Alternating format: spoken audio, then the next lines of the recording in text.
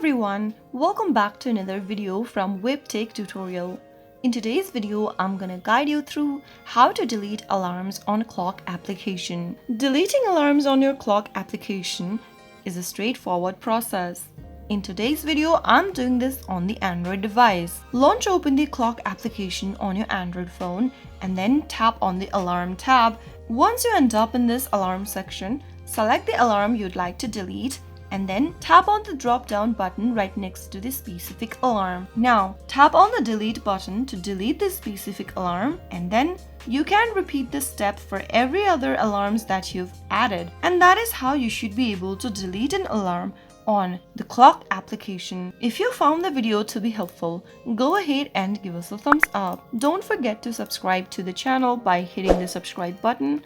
Also press the bell icon so that you'll never miss another upcoming upload from us. I will see you again in the next episode. Goodbye till then.